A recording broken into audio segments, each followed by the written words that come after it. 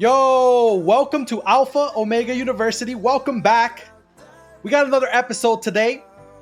Episode 23, high value targets. Today is a good episode. It's nothing too heavy. It's nothing too complex. Not too much of like a complex topic like the other day, right? We've been having a few of the more complex days where we're talking about really like high end type things recently, but today we're gonna be talking about high value targets, and it's actually gonna be a pretty simple, straightforward episode about all the high value targets that there are in the game, how to basically identify them, and how to deal with them, right? Because just like obviously the answer to all of them is fucking kill them, right? Like a high value target, like right off the bat, I'm gonna tell you guys, like one of them is obviously the caller, right? Like everybody understands that, everybody knows that, right? So it's obviously the caller is a high value target. So it's like, okay, well then kill him, right? Like make sure he doesn't, make sure he doesn't get to play, okay? And so obviously that's an option, but it's a lot harder to do than to just say it, okay? So there are other things that we can actually do to kind of annoy or at the minimum disrupt what these high value targets are trying to do, okay? Because identifying high value targets on the field will take you much farther in a ZvZ than if you're just blindly throwing your engages, blindly throwing your disruptions, your CC, your whatever it is, right? Even your damage, all that stuff. Like if you actually are identifying and actively looking on the field for these high value targets that we're going to be talking about, then you're going to be much more impactful for the fight, because you're going to prevent the enemy's best players, or at least the most important players, from accomplishing their jobs. And that in and of itself ensures that you get your job done, okay? So really quick, I'm just gonna say in general, right, to kind of put you guys in that mindset, okay? If you're a tank, right? If you're a tank and you stop an enemy healer from dropping a heal, okay, let's say it's a fallen E, all right, and you interrupt that fallen E, all right, well that guy possibly could have healed 10 people, right, on the clump. He could have possibly healed 10 people for, let's say, I don't know, 800 HP each one of them, okay? So that's 800 HP times 10 people. So effectively you just denied 8,000 heals, 8,000 HP from the enemy, okay? And so when you do that, what you're actually causing is actually you just caused 10,000 worth of damage, right?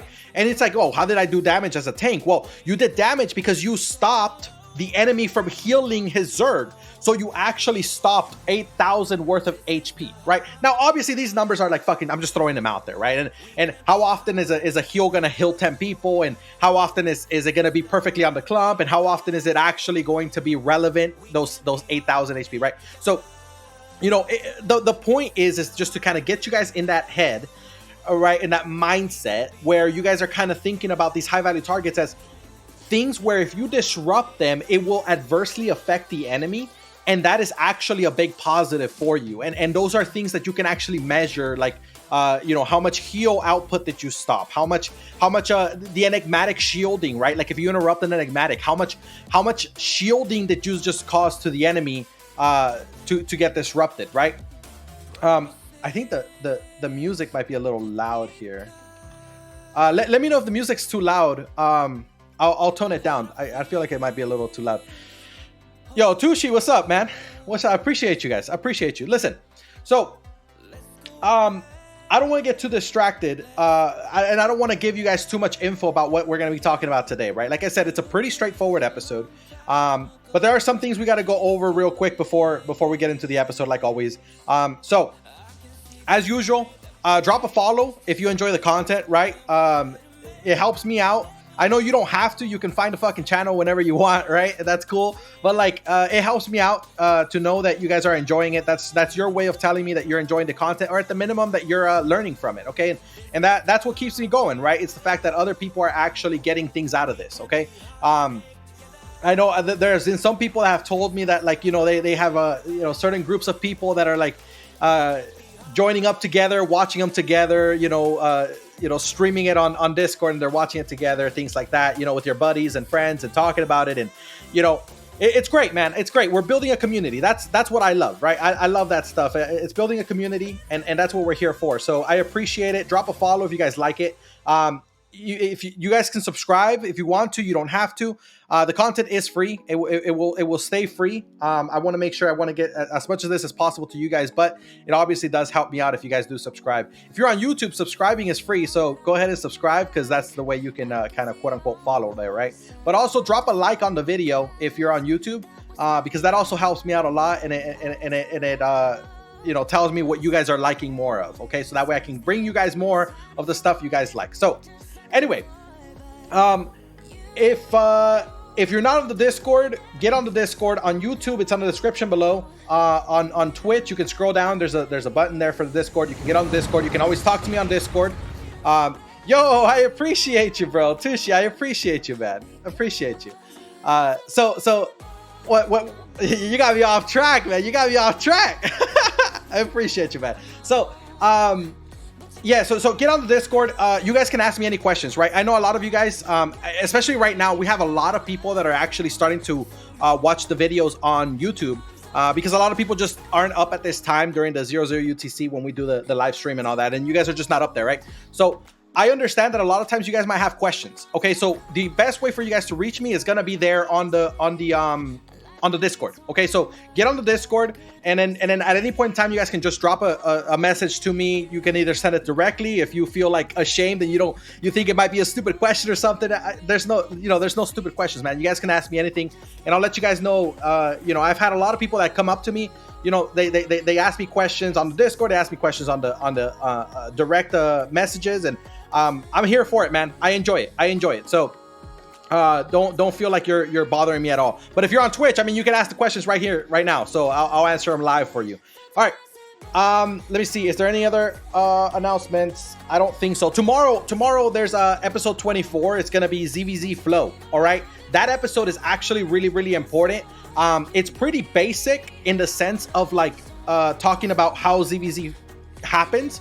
But there's a lot of really important things that a lot of people just overlook, right? Even though it's basic, it's a lot of things that people like never think about. We kind of just go out there, we play, and we kind of just wait for the next cooldown. We kind of just wait for the next engagement or whatever, right? But we actually have to sit down and think about what is actually happening second by second, and that's what gives us the ability to understand ZvZ Flow, right? So that episode is actually really, really important.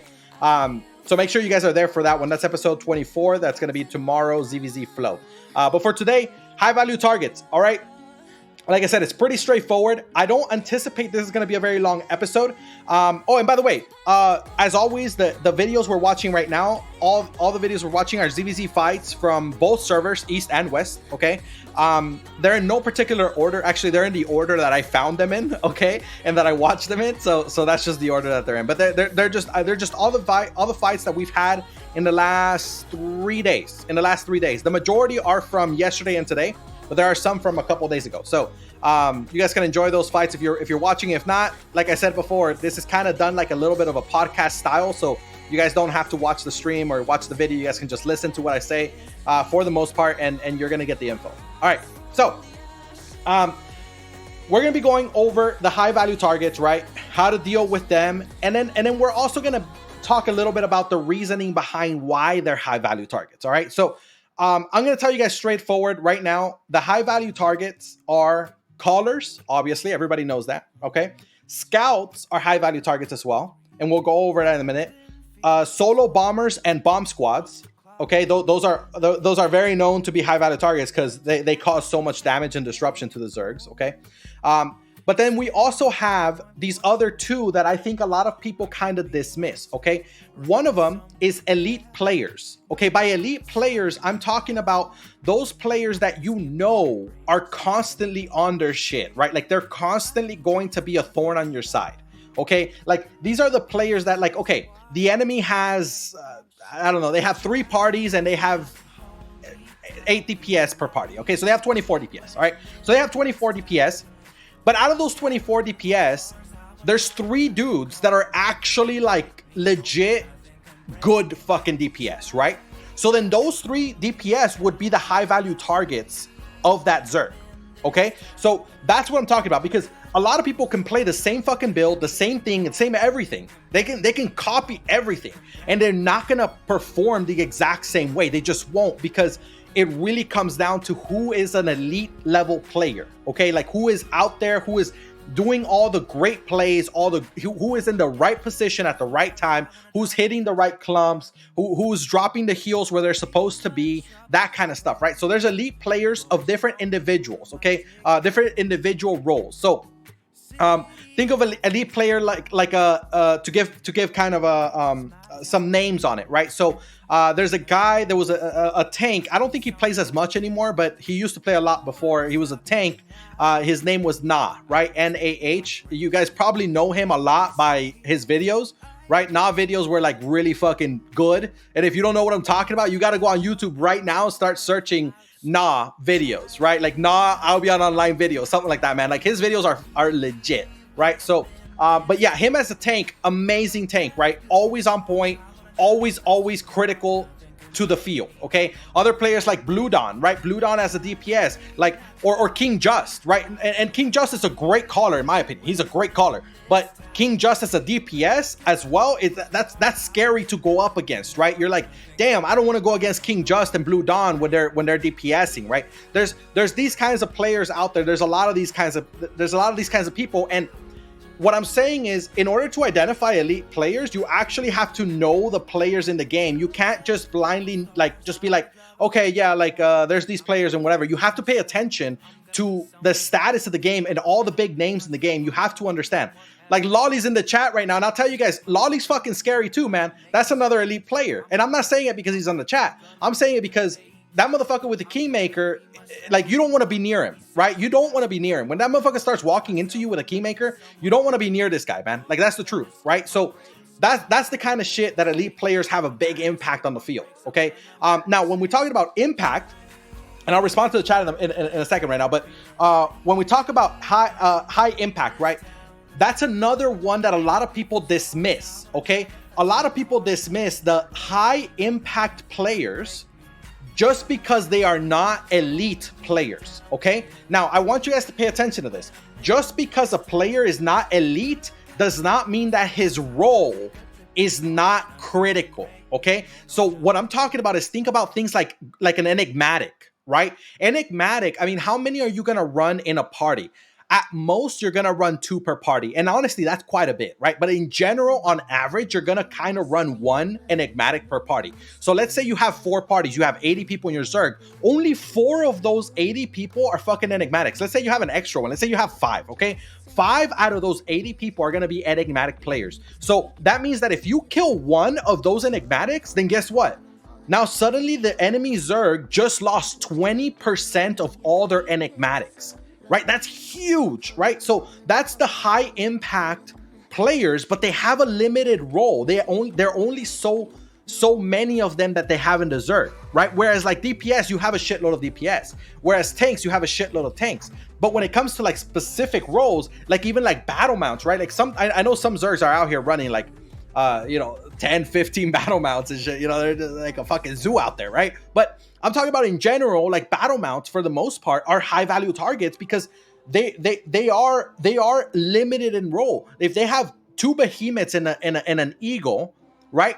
And you kill one of the behemoths, that's going to affect them a lot because now they only have 1 behemoth and 1 eagle. Or if you kill that eagle, then suddenly they don't have a fucking eagle and all they have is 2 behemoths, right? That's huge. Okay, that's really, really big. So high impact roles that are limited in quantity, right? Those are also high value targets, all right?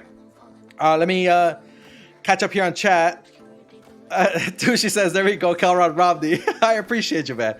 Lolly said, who's purging everyone on engages? Like the life curse. Yeah, like life curse would be a high value target because there's not a lot of them, right? But there is things like heavy maces and stuff, so those kind of do purge, but they don't purge like a life curse does.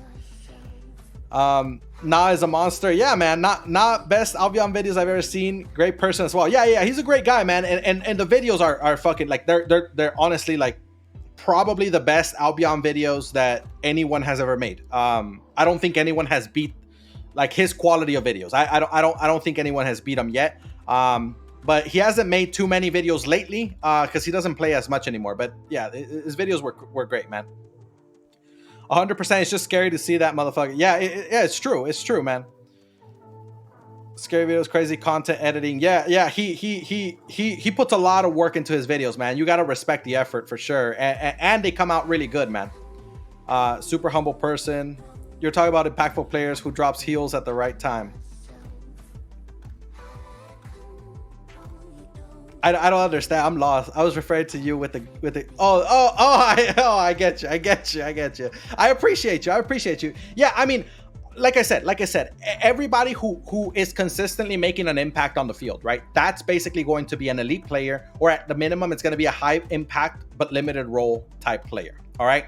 All right, let's move on. So, we're going to go one by one with all of these, right? So again, it's callers, scouts, solo and solo bombers, bomb squads, elite players, and high impact but limited role players. All right. So we're going to go into the callers first because that's the very easy one to kind of talk about, right? I mean, I don't need to explain to you guys why it's important.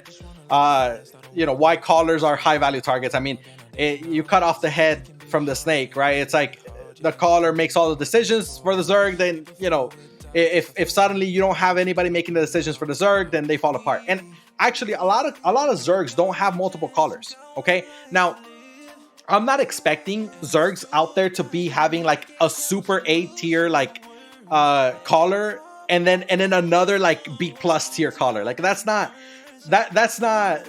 reasonable. Okay, but at the minimum, there should be like a C tier caller that is always able to pick up. Right, and below that there should at least be one more that's like a D tier caller, like someone that at the minimum can just tell the guys to like back up and run away. All right, like something real simple. But what I'm saying is that there needs to be more than one caller. There are so many zergs nowadays, and like I'll tell you guys the truth, man. It's 2023.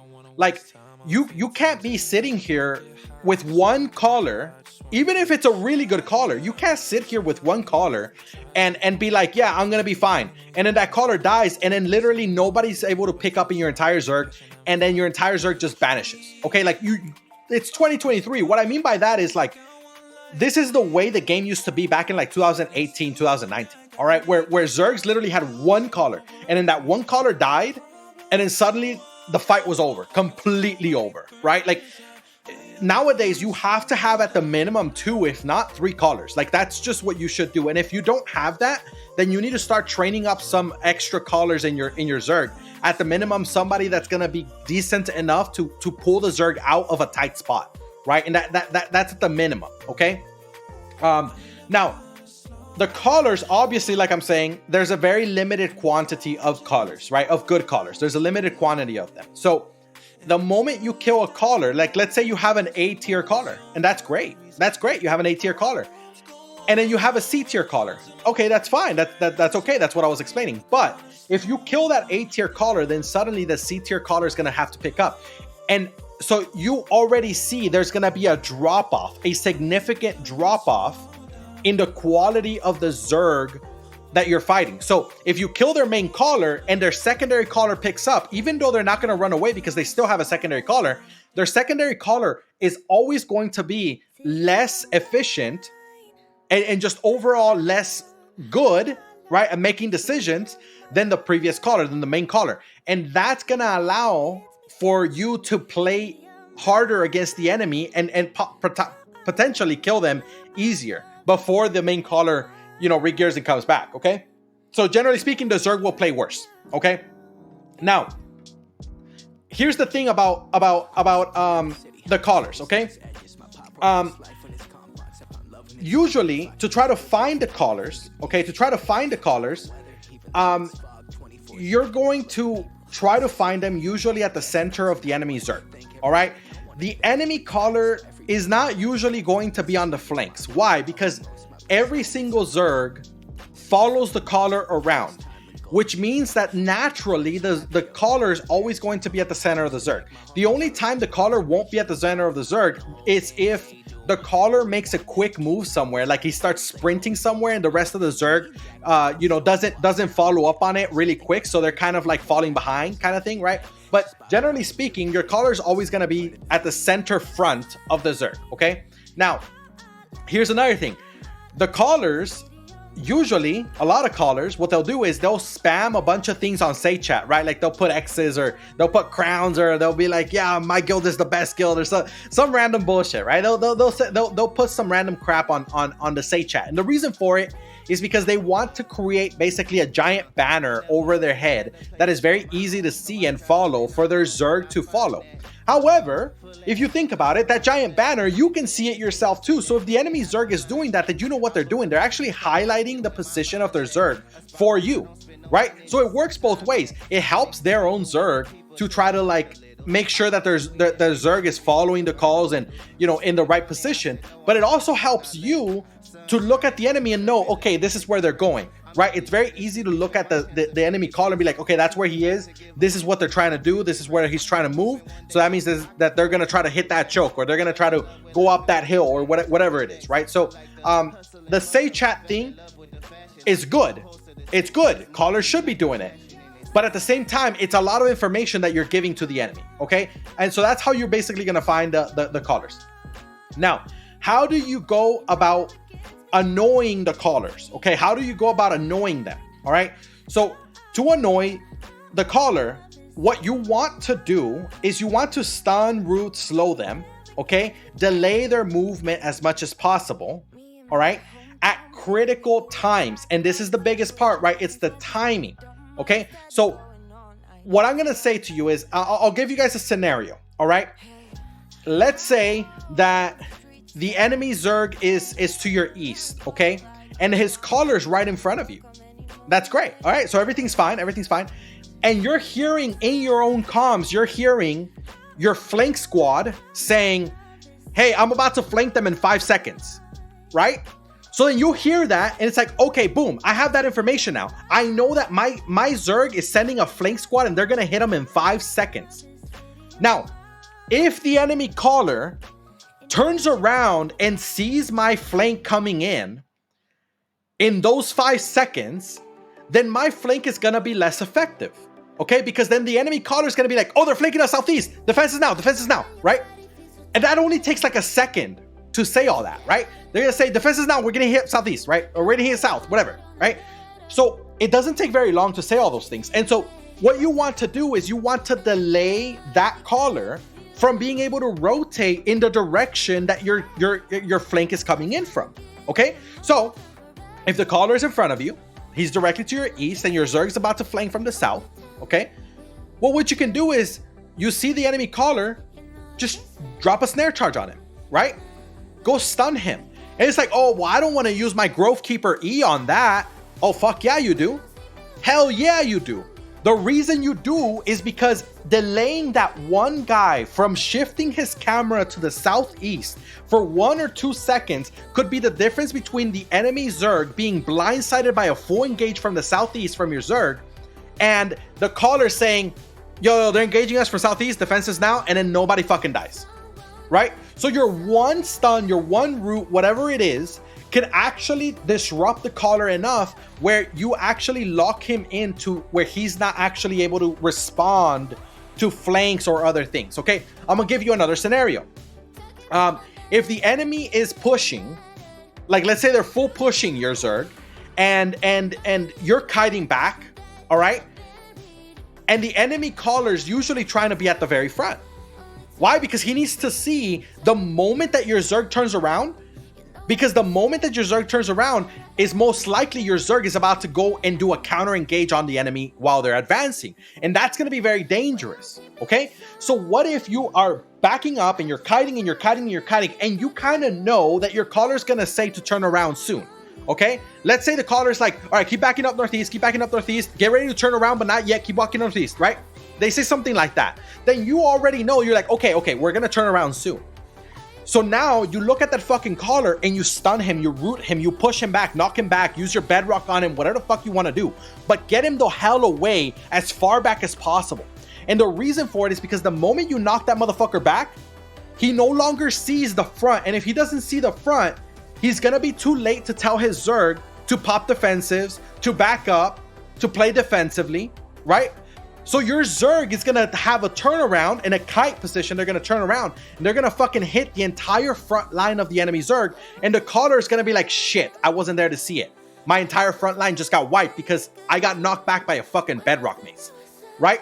So when you're playing that kind of situation, it is very, very important to knock back, to stun, to root the callers, the enemy callers. Even if it's just going to be a root or stun or whatever it is on only them, it's still going to be viable if you have the proper timing. All right, because this is going to add panic to the enemy Zerg, because the enemy Zerg sees that they're getting engaged, right? They see it, like they're fucking feeling it, I should say, right? They're getting bombed to hell, and that's fine, but they have no direction, right? They're getting bombed, and their callers just like, yeah, keep pushing northeast, guys, keep pushing northeast. And they're like, bro, I can't, I'm fucking dying out here, right? And it's like, then the caller gets to the front, and he's like, fuck, man, I lost 10 people up in the front, and I didn't even see it. Right? And then what's the caller gonna say? And I'll tell you guys the truth. This is what happens all the fucking time. The caller will go and say, oh, you guys were overextended.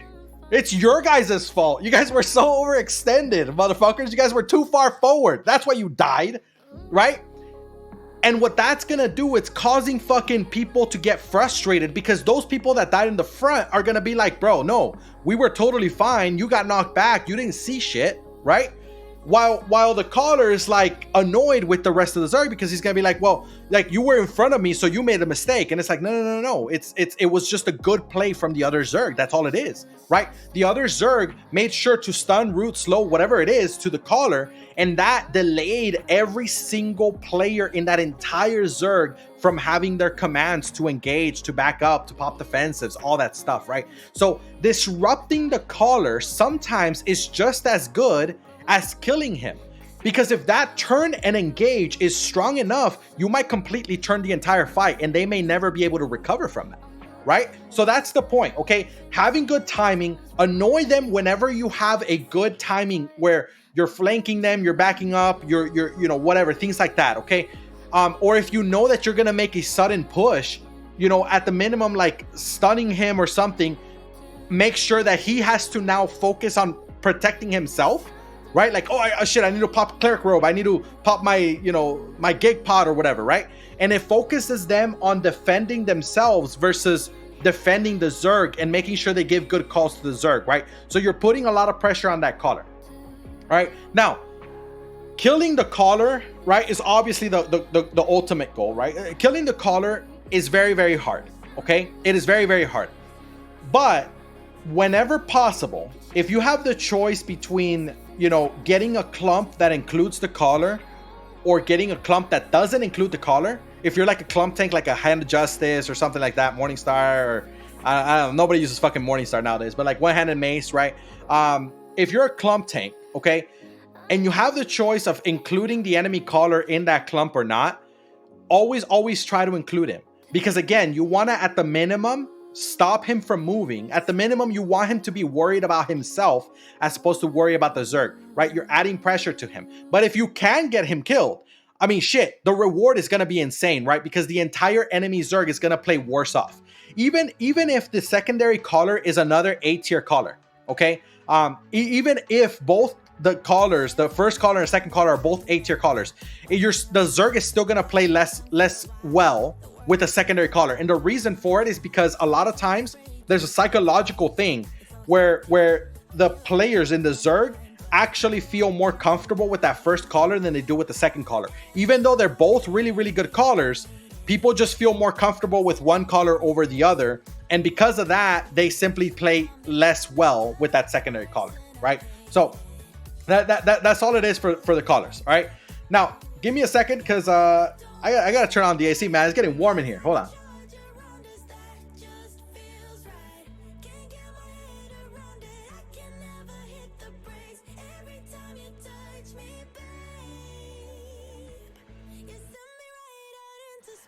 All right, I'm back. Let's see, where were we? All right, so the next one is gonna be scouts. All right, so scouts are another high value target, right? The reason scouts are high value targets, and I'll explain it a little bit, because I know some of you guys might not understand it fully. Generally speaking, I think people now have a greater sense of how do I say this? Of respect for scouts, right? Where people actually understand that scouts are actually important in the game. But for many years, people thought that scouts were kind of shit, that didn't matter. Okay, that it was just kind of like a whatever thing. I remember sometimes when I would scout, sometimes people would literally tell me like, oh, you're a nobody, you're just a scout. And they'll be like, you're a scout because you're not good enough to play in the zerg. So they send you to go scout. You know, so it's like that's the kind of shit that people would say, right? And people didn't understand how important scouting actually was. But now people understand it more. The reason, pretty simple, right? The reason scouts are important is because the scouts are the eyes of the zerg. Okay, when you're gonna go and have a big ass fight where you have more than one front, like more than a one-on-one front, you need information on the enemy zerg, because if they're gonna try to flank you, you need to know that ahead of time, right? And a good scout will be able to see those rotations. On top of those rotations, right, a good scout very often will be the first one to see an enemy flank or an enemy bomb squad coming in, and they usually will be tanks. I mean, scouts should be tanks in my opinion, right? But I mean, a lot of people scout with other shit, but they should be tanks. And so the reason they should be tanks is because they'll scout the bomb squad coming in first, or they'll scout the flank coming in first. And so sometimes the zerg is not able to deal with that flank because they're in the middle of an engage or something. And you as a scout, you're like, damn, my zerg's about to get fucking hit hard from the northwest. I have to defend this. So you dismount, right? As soon as you see the enemy dismount, you dismount with them. And then as soon as they try to go in, you jump right on top of them and you try to stop them as much as you can, right? And personally, I've done this a lot, right? I've done this so many times. And it's so effective because the flank doesn't really want to deal with you. They want to go straight at the enemy, right? At the heart of your zerg. They want to go at the heart of your zerg. They don't really want to deal with one guy, right? But if they do stop to deal with that one guy, that scout, okay, then they're gonna delay their engagement onto the main zerg, and what that's gonna do is that's gonna allow the main zerg to get ready and prepare for defensives. Okay, so scouts are extremely important. All right, now how do you find these scouts? Okay, generally speaking, scouts will find you. Okay, so that's pretty easy. All right, scouts will find you. Okay, you're not usually going to be out there like, I want to go try to find a scout and kill him. It's like, no, don't waste your time, right? They're gonna find you, and if they don't find you, then you know what? They failed at their job, and if they failed at their job, then why do you need to kill them, right? You don't need to worry about that, okay? But if they find you, and they do try to do what I try to do all the time, which is like I find a flank or I find a bomb squad, and I literally dismount with them, and then I just wait until we all have cooldowns, and then I stop everything, right? In that scenario, what you should do, okay, this is what actually happens. I dismount with a bomb squad, with an enemy bomb squad, and we dismount at the same time, and we both get the cooldown at the same time, and I'm literally standing right on top of them. But they can't auto attack me, they can't do anything because we all have cooldowns. And then they literally see me there, standing there with them, and they know I dismounted with them. They saw the whole thing. And they see my zerg, and they get greedy, and they're like, I'm gonna go kill that zerg. And then they go and pop sprints, pop boots, and they try to run past me. And it's just not going to happen because I have the perfect angle. I'm literally right with them. I'm on top of them, right? So it's not going to happen. So I just stop everything. And next thing you know, they're like, oh shit, he stopped everything. Now we're useless. And then my zerg turns around because I already informed my caller about that zerg, that flank or that bomb squad or whatever. I already informed my caller about it. So my caller knows that it's behind us. And so my caller turns around, fucking kills it, right? Because I stunned it, I rooted it, I slowed it, I silenced it, whatever, okay? And so my point is that the best course of action for, say, a bomb squad that comes in, if you see a scout dismount with you, that scout's gonna fucking stop you. Unless he's an absolute idiot, he's gonna stop you, okay? And there's not much you can do other than focus him. And that's what I'm telling you that you should do, is if you dismount as a bomb squad or as a flank, and you dismount, and the first thing you see is a fucking scout, dismounted in front of you, and that's the first thing you see, then what you should do is you should only go and focus in a full engage on him. Only on him. Fuck the rest of it. It doesn't matter. None of it matters, okay? Get that motherfucker off the field, okay? And the reason for it is because if you can kill him, then you can do it again later where you're going to rotate, come back around, and try to flank again. And this next time, guess what? That scout's no longer on the field. So that next time, you're actually going to be able to hit the enemy back line, okay? Don't get greedy on that first engage. If you already get scouted, if you're already seen, don't get greedy and be like, I'm just gonna run past this guy. No, you're not going to run past him. You're not going to be able to. It's just not going to happen. Okay, so deal with the scout first. Make sure you kill him. Make sure he's no longer going to bother you, and then continue playing your game. Wait for the next cooldown. Wait for the next rotation. Do whatever you're gonna do. All right. So, how can you annoy the scouts other than like killing them and stuff like that? Right? How can you annoy the scouts? Okay. So let's say you are a DPS player, okay, and it's an open world fight or whatever, and you're a DPS player, and you know that your caller said, you know, party 2, you know, mount up and go around behind them or some shit, or maybe you're listening to TeamSpeak and an ally, you know, an alliance guild is saying, yeah, I'm dismounting behind them, blah blah blah blah. You know what I mean? So it's like, okay, great, okay, so. What you can do is, okay, you know that your Zerg is coming at them, right? Or they're about to get flanked, or you have a new flank on the field, a new bomb squad, whatever.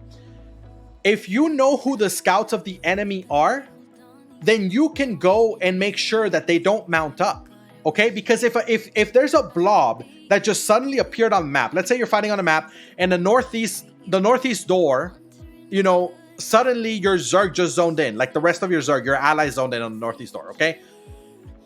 The enemy's gonna see that blob, and when they see that, you know what they're gonna say? You know what the caller's gonna say? I need one of my scouts to go check that out. All right, it's just that simple. They're literally just gonna say, I need one of my scouts to go check that out. Okay, so I'll put it this way, right? I know the names of certain scouts of certain guilds, and so when I see those, when I hear that situation, I instantly go looking for those scouts, and I try to go and I see them mounting up, and I go and I just drop a snare charge on them. You know, auto attack, whatever it is. I just don't let them out, because then I know that if they don't know what the fuck that blob is, or how much it is, or what's coming to do it, that's gonna give my Zerg better chance to actually deal good damage and to actually put the enemy in a bad spot, right? Like, and I'll put it this way, like understanding your enemy's scouts, like knowing your enemy scouts is very, very important. Okay, like I'll throw some names out there from some of the guilds, right? Like there's in like Escalation, okay, there's a guy Zeptonia, right? He's one of their scouts. I don't know where Meta Abuser is in what guild anymore, but he usually is scouting. I know he's hopped around different guilds before, but he's sometimes scouting, right? So that's another name. There's a guy in Hood and Scythe. His name is Barik Oleg, right? That's another scout. So like I can keep throwing names out, right? Like I know names of scout in so many different guilds, and that's just because I play against them so often, and I make sure to remember these names. Why? Because then I know that sometimes I need to disrupt their scouts to make sure that we get a good flank off, or to do those things. Okay, so dealing with scouts is very, very important.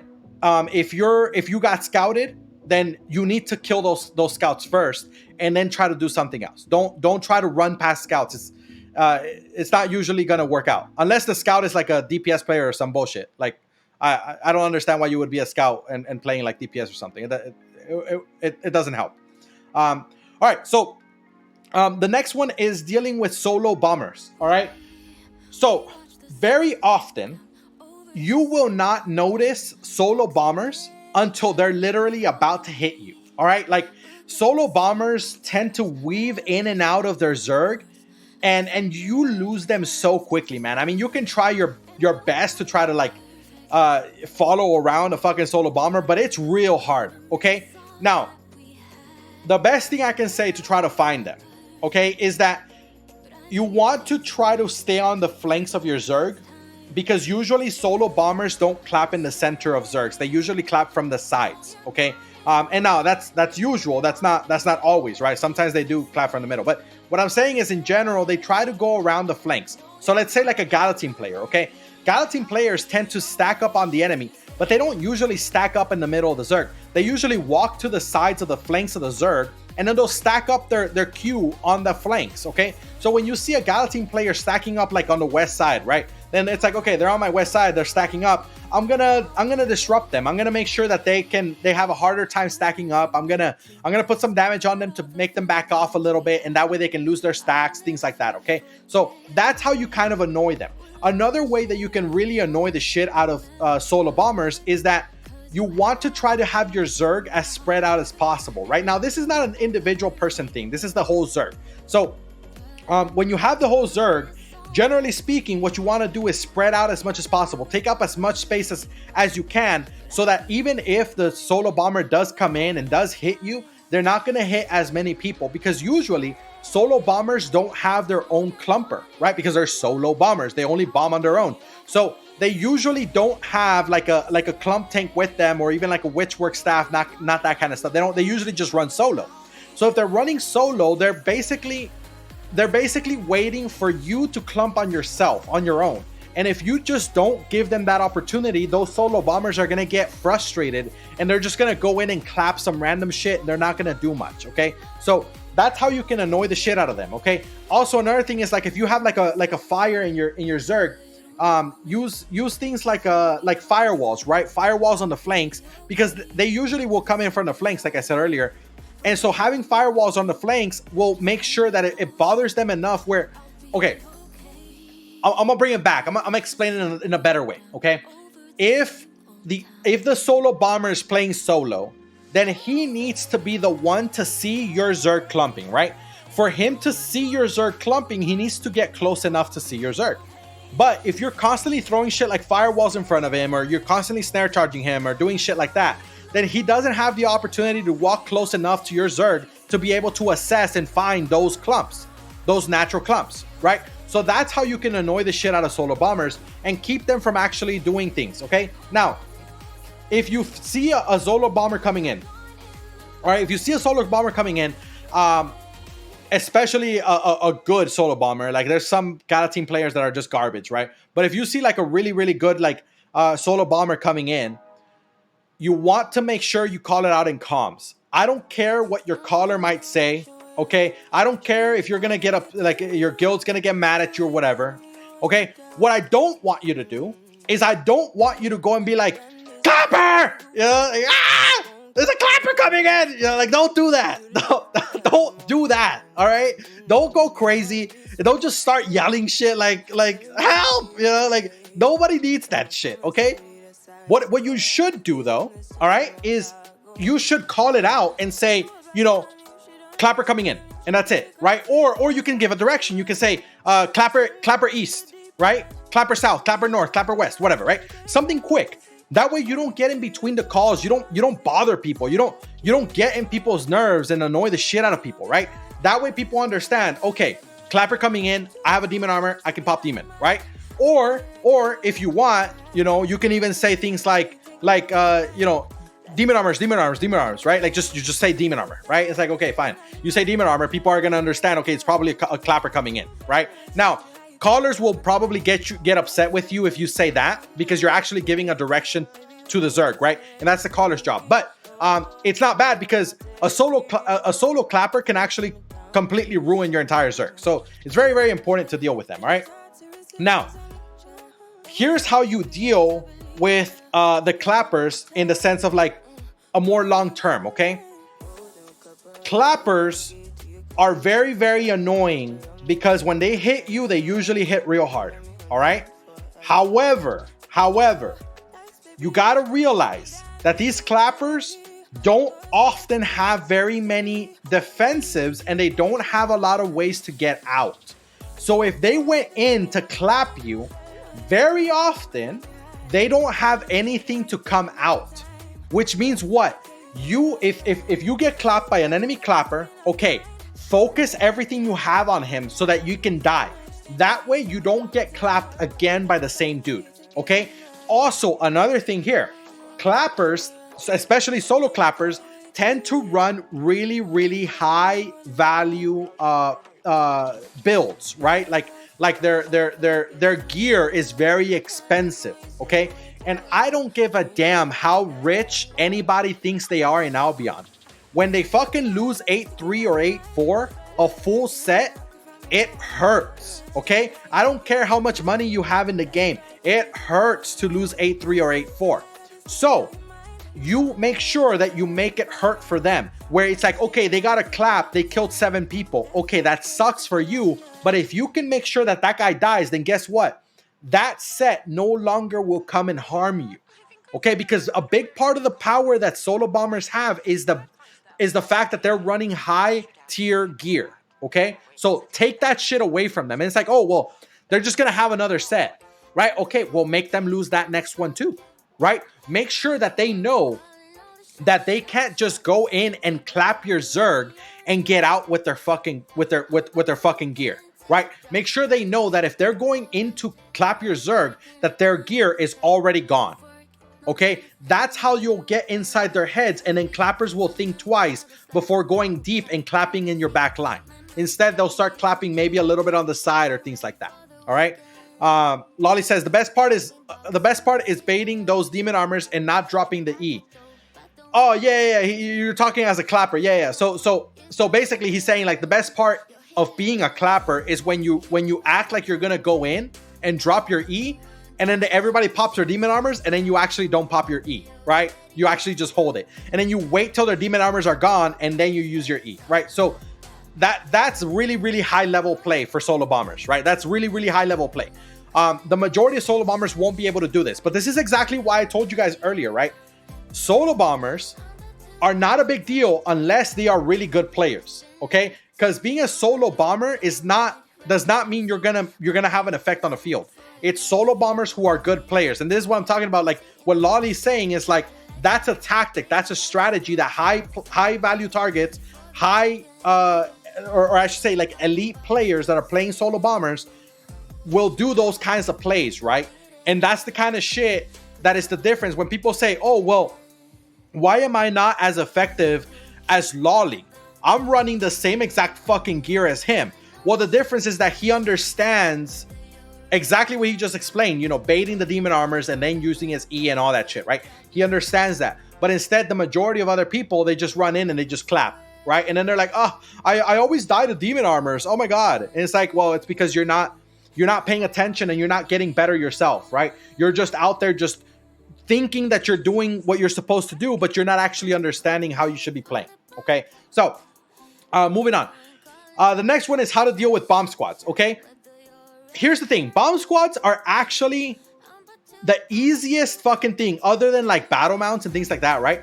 But bomb squads are the easiest thing to find in a zerg, okay? The reason is because these dudes always stack up on each other. Like bomb squads just always are like trying to give each other hugs, man. Like they're always just together, right? They're like, yeah, we're a united group. Woohoo! You know, it's like we're gonna fucking be a bomb squad, but we're gonna be like over here on the northwest side, like completely away from the zerg. And then what we're gonna do is we're gonna stack up on each other. And on top of it, we're gonna fucking drop a royal robe, which is a giant ass fucking red ass ring. And we're all gonna stand on top of it, you know, to make sure that everybody knows we're a bomb squad, you know? It's like bomb squads are so easy to find, man. They're so easy to find. They stack up on each other. They create little groups inside of the zerg, like, but they're usually like on the flanks. Very rarely are bomb squads actually in the center of the zerg, kind of camouflage between everybody else. They're usually like making sure that everybody fucking knows they're a bomb squad.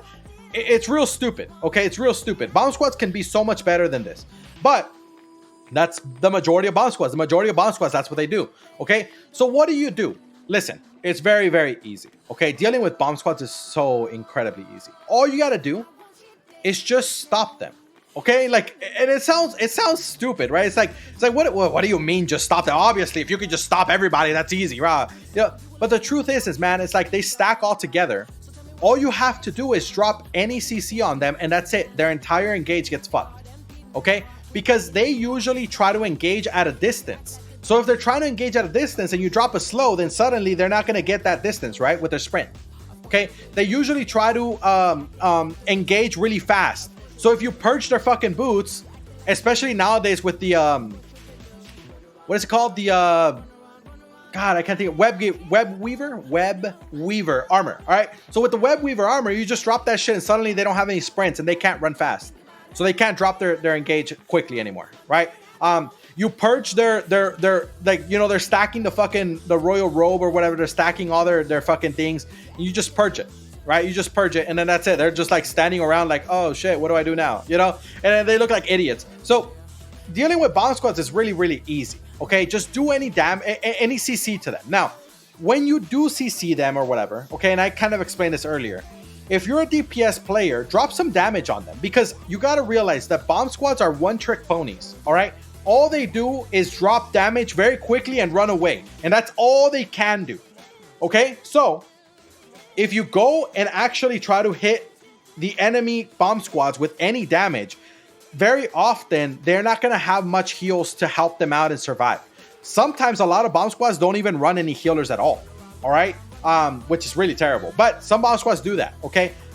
Generally speaking, bomb squads don't run tanks. A lot of them run like Witchwork, which is not really a tank. Or if they do run a tank, it's like a Hand of Justice. It's only one guy, so it's like, it's not a disengaged tank is what I'm talking about. So you can full engage them and there's nothing they can do about it, okay? So bomb squads are the easiest to deal with, but the problem with bomb squads is, like I said, they're very quick, okay? So the problem with bomb squads is that you have to have good timing, all right? On top of everything else, you have to make sure, like, finding them is easy, killing them is easy, but the timing is incredibly important, because if you're slightly too late, then guess what? They're gonna bomb your zerg, right? If you're slightly out of position, they're gonna bomb your zerg before you can get to them, okay? Because they get in and they get out very, very, very quick. So having the timing is very important. So how do you have the timing? Well, if anyone in your zerg, anyone, it doesn't matter who it is, a tank, a healer, a support, whatever, anybody in your zerg spots a bomb squad, they need to call it out in comms, okay? This is extremely, extremely important. If I see a bomb squad to the west, right, I literally can just say bomb squad west. And then my tanks are just going to naturally be like, oh shit, I'm going to go west to make sure I stop the bomb squad. I don't have to say more than that. I don't have to tell my tanks, hey, tanks, on the west side, there's a bomb squad that is stacking up. I think you guys should go west and start to disengage them. You know what I mean? Like, no, don't fucking do that. And you guys think it's funny. Like, a lot of people are like, nah, that's funny. Nobody's going to fucking say that. What the hell? I promise you, man, it happens way more than we like to admit. People go out there and try to give a fucking sermon about, you know, like getting bombed by a fucking bomb squad on the west or some shit. Like, make your information clear and make it quick, right? Bomb squad west, bomb squad north, bomb squad northeast, right? That's it. You don't need more than that. The rest of the zerg understands what that means and they understand what they need to do about it. All right. Now, the next up is dealing with elite players. All right. Now, this one is actually really hard. Okay. And the reason it's really hard to deal with elite players is because, well, they're fucking elite players. Okay, elite players don't fucking die easily. Okay, they just don't, because elite players don't tend to make mistakes very often. Okay, I'll put it this way. I don't die very often myself. I don't die very often from full engages because I don't get clumped very often. Okay, what I mean is the times that I die, and I mean I die quite a bit, right? Like, I'm not saying I never die. No, of course I fucking die. What I'm saying is that I don't die on engages. When I usually die, it's because the enemy put out damage over time on me and things like that, right? Or I die when my entire zerg is basically dead and we're just getting cleaned up, right? But generally speaking, I don't die on engages. I really don't. If I do die on engages, it's probably because I made a mistake. But those mistakes don't happen often. And it's not because I'm talking myself up. It's because that's the truth for the majority of elite level players in the game. Okay. And that goes for anything. Even if you think, oh, well, this guy's a fucking a DPS player with a cloth robe, he can die easy. Bullshit. That guy will probably survive way more than a fucking tank who is not very good at the game. Okay. And that's simply because positioning is great. Right? The reaction time is great. All those things are going to make it really, really hard for elite players to actually be killed. All right. So what you can do instead of trying to kill them, okay, if you find elite players, right? Elite players, again, are like the names, right? Those names that are really, really powerful names in the enemy guild. If you find those elite players, what you want to do is try to disrupt them as much as possible. Okay. The best healer in the world is useless if they're silenced. Okay, the best enigmatic in the world is useless if they're out of range. The best tank in the world is useless if he can't get close to the front line because he gets too much DPS on it, right? So all those things are very, very important. All right, so how you deal with elite players is yes, you want to try to kill them, of course, but that's going to be really hard. What you rather do instead is disrupt them. Make sure that you fuck with whatever they're trying to do, right? If I see an elite player, right, I usually play this engage tank, and if I see an elite DPS player, instead of me disengaging the entire fucking engage from the enemy, like I literally see 15 enemy DPS coming in to bomb my zerg. Instead of disengaging those 15 people, no, I look at that one guy, that one fucking high value target, and I'm like, nope, that guy is not gonna engage. I'm gonna let the rest of the fucking zerg engage on my zerg, but that one fucking guy is not gonna engage, not today, right? And so that one guy comes in and I fucking stop him, and then the rest of their zerg engages, and most of the time they don't get any kills. Why? Because without that one guy, their entire zerg doesn't have much damage at all, right? Because it's that one guy that actually gets the good claps in. Okay, so disrupting that one guy. So I'll put it this way: if you're a disengaged tank and you stop one clapper from coming in, and he was gonna do 2,000 damage to all the people around a certain thing, right? And you stop them, then guess what? That's basically like you put a shield for 2,000 damage on all your zerg, right? Like, just imagine that. Like, wouldn't that be fucking OP, right? Obviously. So then dealing with elite players, that's how you can deal with elite players, and that's how you can get value for your zerg. All right, very, very important. Now, it is very hard to find, and I do want to mention something about elite players. Okay, when I talk about elite players, I'm not talking about only the elite players of the game. Okay, I'm not talking about that. All right, obviously the elite players of the game are elite players in general, but what I'm talking about is the elite players in each individual guild. Okay, so I'll put it this way: if we have a guild, let's just call the guild AO University. All right, we have an AO University guild, and we have this guy. We have fucking.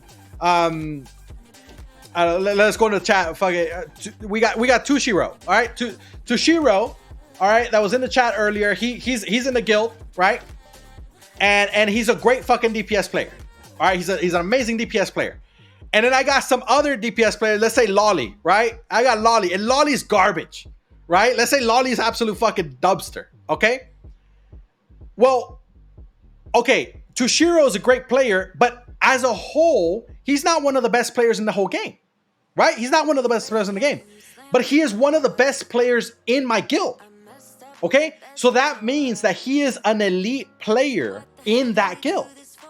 So when an enemy sees the AO University guild coming in, and they see Tushiro, they're going to be like, that's an elite player. Does it mean that he's an elite player in the entire game? No. It just means he's an elite player in that guild. So what I'm saying is every single guild has elite players. It's just the elite players for that guild, right? So every single guild that you have, every single guild, they have their top level players. Just because those top level players are not top level players in the whole game does not mean that those are not elite players for that guild, because you still need to deal with them that way, right? Either way, you have the choice to deal with regular players, or you have the choice to deal with the elite players of that guild. And it's always going to be better to deal with the elite players of that guild. All right. So, I think that's enough for the elite players. I think, yeah, generally speaking, even if you're DPS, right? I know I talk a lot about CC and stuff on these guys, but even if you're DPS, right? If you see a high value target, like an elite player, drop damage on them, right? Like drop your Qs and Ws, auto attacks, that kind of stuff. It'll make them back up, right? It'll make them not be able to play the way they want to play. Like what I hate as a tank, when I play tank, what I hate the most is when I try to go into the enemy and try to get information on like where the enemy's position and all that stuff. And then the moment I get close to them, I start getting fucking bombarded with a bunch of Qs and Ws. And then I'm like, fuck, dude, like I just gotta back up, right? And so suddenly they denied me the ability to do the high level plays that I would normally do, simply because they put out damage on me. Okay, so that kind of stuff is really, really important. Now, the last one that we're gonna go over, it's gonna be the high impact but limited roles players. Okay, now I have to kind of explain this because there's a lot of these, like enigmatics. We already talked about that, battle mounts, right? But there's other things too, like locuses. Okay, like how many locuses do you have in your zergs nowadays? Not a lot, right? So these high impact but limited role players are very, very important to make sure that you deal with. Okay, try to, like, battle mounts, try to dismount them. Okay, there are so many battle mount players that think that just because they're on a battle mount, they can just walk into the enemy zerg. Okay, and it's like, okay, let them walk into the zerg and then drop Qs and Ws auto attacks on them. Make sure that the HP of that battle mount goes down, because then they're gonna have to reset it, right? And that resetting means that they're out of the fight for about a minute or so. That's huge. Okay, so those kinds of things are very important. Generally speaking, you want to disrupt these people for the most part. High impact players tend to be very easy to find. Okay, they're very easy to find. Like enigmatics, they're very easy to find because you see the fucking beam coming out of them, right? Like that kind of stuff. Like they're very easy to find, but dealing with them sometimes gets complicated. And so what I try to tell people is make sure that you're trying to find them actively all the time, so that you can be ready to disrupt them as quickly as possible. Okay, so if you see an enigmatic, like let's say you're a disengaged tank. Okay, like you're a disengaged tank and your zerg is about to engage. Okay, you are disengaged. You don't have to do anything while your zerg is engaging. But what if you see an enigmatic, right? And then you're about to engage and you hear your caller saying 5, 4, 3, right?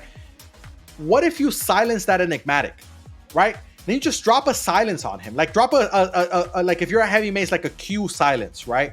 If you're an arcane, drop a Q silence, right? Those kinds of things. Just silence him or stun him, okay? And that way he won't be able to channel his E right on the time that he needs to. And that will potentially be the difference between your zerg finishing off the kills and your zerg just hitting some damage and not doing much at all, right? So that's really, really important. So the moment you find these high value, these high impact but limited role people, try to stick to them, okay? And try to disrupt them in those perfect timings, like I said, right? UCC on them, things like that, okay? If you're a clump tank, what you can do is, if you see an enigmatic somewhere, make sure you get that motherfucker into the clump. Because if he's in a clump, he can't channel his E, right? So get his ass into the clump as much as possible. Now, the last part we're gonna go over here, like I said, it's not a long episode today. It's like I said, it's a pretty straightforward, pretty simple, but it is important, you know, to talk about high value targets. All right. The reasoning behind putting extra emphasis or extra damage or extra CC or extra whatever, okay? The reason for putting more focus on high value targets over everybody else is simple. They will have a disproportionate effect on the zerg. This means that those individual players do much more than the rest of the players in the zerg, okay? One person that is a very, very, very elite level fucking player is worth more than 5, 6, or 7 other people who are average level players, okay? And that's the truth. And you might say, oh, well, that's elitist, or oh, why are you shitting on the average Joe? Listen, that's the truth. That's the truth. The top tier players in the game are just simply that valuable, right? When you look at the top DPS players in the game, they tend to be the ones that have like 20-25% of all kills in their entire zerg every single fight, right? Sometimes it's even more than 25. Sometimes it's like 30-40% of all their kills in the fights, right? And then it's like, okay, well, what the hell is the rest of the zerg doing, right? And by the way, I'm not talking about bloodletters. Bloodletters always get a lot of kills, okay? And if you don't get a lot of kills as a bloodletter, then guess what? You're below average, okay? The average bloodletter is gonna get the majority of kills. That's because that's the job of the bloodletter. But what I'm talking about is the players that are just constantly doing a lot of kills, even if they're not bloodletter, okay? Like those players that just have a disproportionate effect, okay? Now, here's the thing. when you deal with high value targets, let's say you kill some high value targets, okay? What you're doing is you're basically cutting the tentacles off the enemy zerg, okay? The enemy zerg is this united group of people who is fighting against you. But the majority of those people are not having a big effect on the fight. It's those individual people who are actually the tentacles of that zerg, who are actually doing the big damage, who are actually doing the big clumps, who are actually doing the disengaging, okay? Those people, if you kill those people, then killing the rest of the zerg is gonna become much easier, right? Just think about it. If you kill the enemy's best disengaged tanks, then suddenly all your engages are not going to be stopped, right? Every single one of your engages is going to go through and hit the enemy, right? You kill the best DPS players of the enemy zerg, and suddenly their damage is going to be non-existent, and you're just going to be able to completely survive everything, right? You kill the best healers in the enemy side, and suddenly the enemy is lacking heals. Even though they still have a lot of healers, they're lacking heals. Why? Because the healers that are still alive are not that good, okay? Those are very, very important pieces to the enemy zerg, and if you take them away little by little, you're going to make it easier on yourself to finish off the enemy, okay? Now, generally speaking, what you want to do is you want to trade efficiently against the enemy, okay? What I mean by trading efficiently is, well, if you know that you're kind of an average player, okay, and you know that an enemy player is an elite level player, then if you can make sure that that motherfucker dies, even if it costs you your set and you end up dying too, it doesn't matter because you got that guy killed as well, right? So therefore, you're actually trading efficiently, even though it was a 1-for-1 trade, right? Both zergs lost one person. That one person on their side was more important to their zerg than you were important to your zerg. And so therefore, you are able to trade efficiently. So your death is actually worth it to kill only one guy, but that one guy was a high value target. All right. Now, there's one last thing I have to mention before we close it up here. All right. There's one last thing I have to mention when it comes to high value targets. Okay. High value targets are not just flat. It's not just what I said, colors, scouts, bombers, right? Elite players, high impact roles, right? It's not just those things, okay? The high value targets are always changing, okay? And what I mean by that is that if you go and say, you look at the enemy zerg and the enemy has, 5 really like elite level fucking like best in Albion type players, okay? They have 5 of them, okay? Let's say one of them is a healer.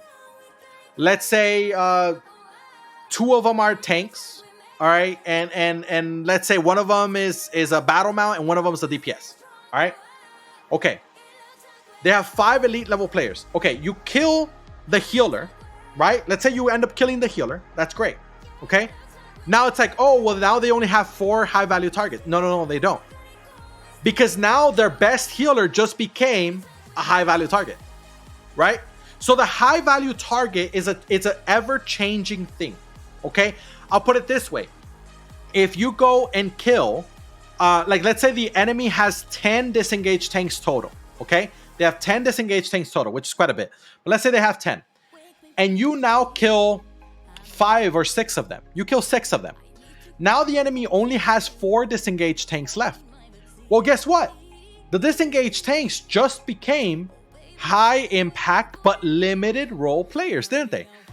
Because they are limited now. They only have 4 out of 10. They had 10, now they only have 4. That means that they are limited role. And if they're limited role, guess what? Disengaged tanks are high impact. So that means that they are now considered high value targets. Okay? So these are the things that you guys have to keep in mind. Just because you already killed their highest value targets does not mean that there are no longer any high value targets left in the zerg. There always is. There always is. And because every time that you kill one guy, there's another guy, right? You kill their best healer, their second best healer is now their best healer on the field, right? You kill that healer, now the third best healer is the best healer on the field, right? So that's the way it works, okay?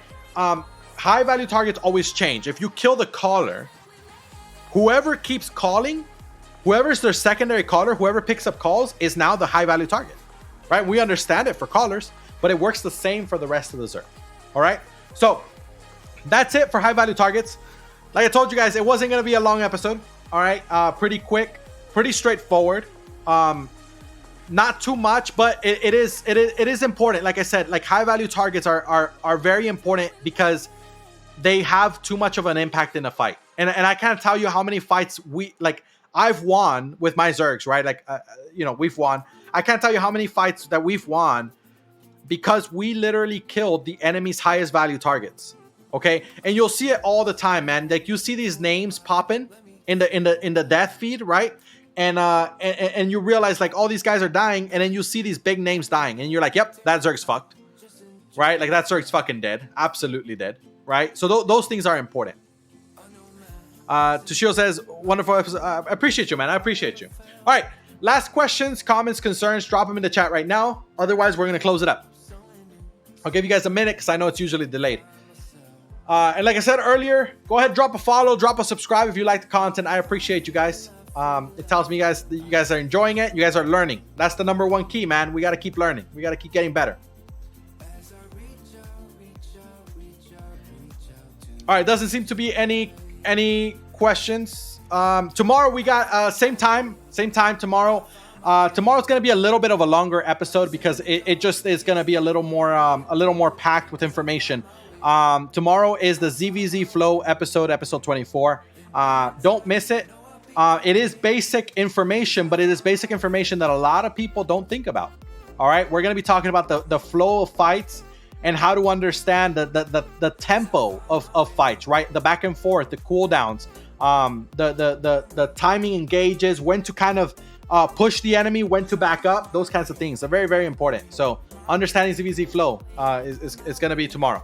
All right, I appreciate you guys, and I'll see you guys in the next one.